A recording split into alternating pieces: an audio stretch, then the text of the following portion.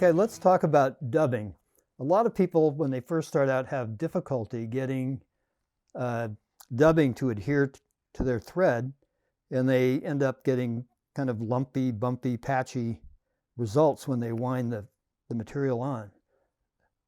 But one little trick about dubbing is if you lick your finger, get it wet, rub your fingers together until, instead of feeling slippery, all of a sudden your finger will feel tacky as opposed to slippery.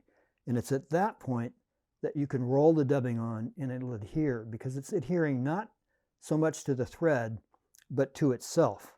And so by licking your fingers and winding it on, when your finger feels tacky, the material will go on most easily. If you don't do that and you try and just put it on dry, it often just won't adhere to the thread. And people think it's because they need to put some kind of material on the thread.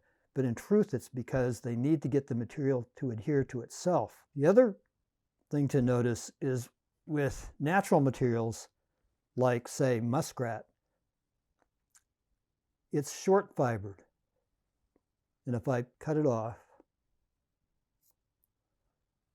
you'll see that, oh, it's very soft. The fibers are really quite short. And so when you try and put those on, it's very hard to get it to go on evenly and smoothly.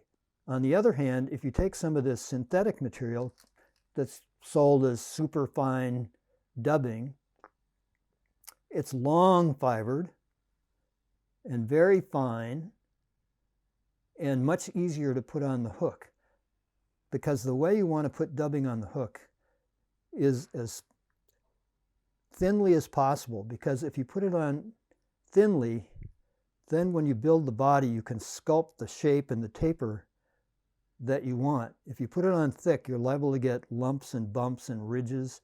So when you're building the body of a fly, remember, a mayfly especially is a fairly slender insect. So you want a slender, tapered body. A caddis is kind of bulky and chunky, but with a mayfly body, you want it to be thin so that when you wrap it, you can build a taper. You can sort of sculpt the shape of the fly by making multiple turns of thin dubbing as opposed to single turns of fatter dubbing. So you can see I'm building a taper into this body just by how many turns of dubbing I wrap around the hook. So now I've got a nicely tapered mayfly shaped body. So that's why fly tying these days really is done mainly with synthetic materials.